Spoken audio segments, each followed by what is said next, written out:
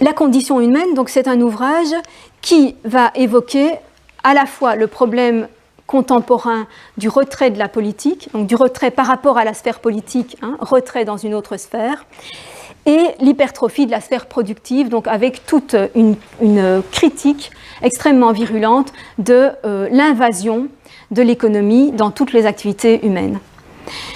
Mais d'abord, il faut voir ce que Arendt entend par le terme, par l'expression condition humaine. Qu'est-ce qu'elle veut dire par condition ? Il faut l'entendre dans le double sens du mot conditionner. D'abord, c'est le mot signifie quelles sont les conditions pour que la vie humaine soit possible. Donc, quelles sont les conditions de possibilité, les conditions sans lesquelles, sine qua non, sans lesquelles il n'y a pas d'humanité. Donc, ce n'est pas seulement au sens biologique, bien sûr, c'est l'humanité dans toutes ses dimensions. Et en même temps, le terme conditionné signifie aussi influencer, déterminer. Donc c'est conditionné. Quand on dit qu'une chose est conditionnée par une autre, ça veut dire qu'elle est amenée par elle. Elle est influencée, voire causée par elle. Donc il y a aussi cette idée de qu'est-ce qui conditionne les activités humaines, dans le sens de qu'est-ce qui les cause, avec, mais toujours en comprenant cette causalité comme non déterminante totalement, comme toujours possédant une certaine marge de liberté et de jeu par rapport à ce qui serait une causalité naturelle. Et donc, quelles sont les grandes conditions, les conditions principales dans ce sens de l'existence humaine ? C'est d'abord la Terre. La Terre comme le milieu, le seul milieu dans lequel l'être humain, à moins de découverte d'une planète similaire, qui est encore bien hypothétique, le seul milieu dans lequel la vie humaine peut se développer sans être totalement artificielle. Bien sûr, on étudie des possibilités de coloniser des planètes invivables en créant une atmosphère artificielle, en créant une eau artificielle, enfin tout artificiel. Mais ça, justement, dit Hannah Arendt, ça changerait complètement la vie humaine. Une vie humaine qui dépend à ce point de l'artifice ne serait plus du tout la même vie humaine que celle que nous vivons maintenant. Ça nous modifierait totalement. Et de fait, si on y réfléchit un peu, si on était constamment obligé de se reposer sur des fabrications qui, si elles s'arrêtent, on est tous morts, c'est tout de même, ça nous met évidemment dans une toute autre situation par rapport au milieu environnant que ce qu'on a sur Terre. Donc d'abord la Terre.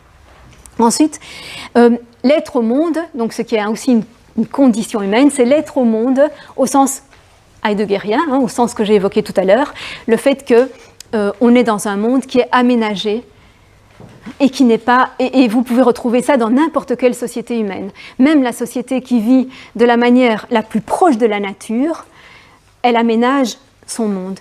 Elle construit des abris qui, pour n'être peut-être pas à l'épreuve des siècles, n'en sont pas moins des abris durables. Même les nomades ont leurs abris, si ce n'est que ce sont des abris mobiles. Mais ils ont construit quelque chose. Ils ont des objets qui durent et ils façonnent leur environnement. Ils modifient leur environnement. Donc ça, c'est essentiel. C'est une caractéristique essentielle de l'existence humaine. Sans ça, elle n'est pas possible. S'il n'y a pas ce monde construit, l'existence humaine n'est pas possible. Et une troisième condition, c'est la pluralité au sens de la diversité entre les êtres humains. Il faut que les individus humains soient absolument singuliers, chacun unique, chacun avec ses particularités et ce qu'il apporte en propre à la communauté. Cette condition est plus particulièrement la condition de l'activité politique. Il n'y a pas de politique sans pluralité, sans diversité. La politique, justement, va se distinguer d'un comportement simplement social parce que, précisément, en politique, on communique, importance bien sûr du langage, on communique et on discute à partir de points de vue qui ne sont pas les mêmes, à partir d'intérêts qui ne sont pas les mêmes, ou d'objectifs qui ne sont pas les mêmes pour chacun. Et donc on doit concilier des points de vue et des intérêts différents, on doit concilier des aspirations différentes. Donc si tous les êtres humains étaient les mêmes, il n'y aurait pas besoin de politique. On serait comme des fourmis, justement. Si on considère justement les insectes qu'on appelle sociaux, on les appelle bien sociaux à juste titre et pas politiques. Parce que tout ce qu'ils accomplissent en synergie, Ils sont bien en collaboration, avec une étroite interdépendance entre les individus, mais tout ce qu'ils accomplissent, n'importe lequel d'entre eux l'accomplit exactement de la même façon. Alors que chez l'être humain, non. Il y a des tendances aussi qui sont sociales, et il y a des sociétés qui ont extrêmement peu de place pour la discussion de points de vue différents. Il y a des sociétés qui sont extrêmement homogènes, où tout le monde fait la même chose, où tout le monde pense la même chose. Mais il reste néanmoins, d'après Arendt, un tout petit peu d'innovation qui est due à l'originalité des individus. Il y a toujours des individus qui font quand même quelque chose de différent des autres parce qu'ils ont en eux-mêmes, comme êtres humains, cette propension, cette tendance à faire du neuf, cette tendance à la nouveauté, à faire quelque chose qui n'a jamais été fait jusque-là. Donc à apporter plus que ce qu'ils ont trouvé en naissant.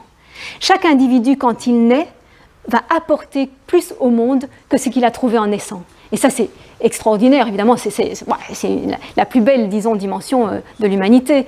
C'est ce que Hannah Arendt va valoriser sous le terme de la natalité. L'importance de la natalité, au sens de le fait de recommencer quelque chose de nouveau chaque fois qu'un individu humain naît. En tout cas, la possibilité.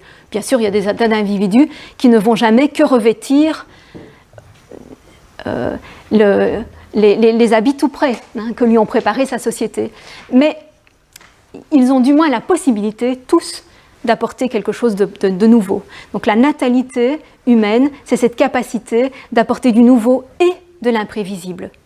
Donc de l'imprévisible, c'est-à-dire que on ne peut pas, à partir d'un environnement social, naturel, économique, tout ce que vous voulez mettre comme détermination qui existe quand un individu naît, on ne peut pas, à partir de toutes les composantes de cet environnement, prédire ce que va faire cet individu.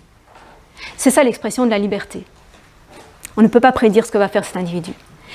Et, bon, Arendt va montrer pourquoi. C'est principalement dans la sphère publique, politique, que ça pourra s'exprimer.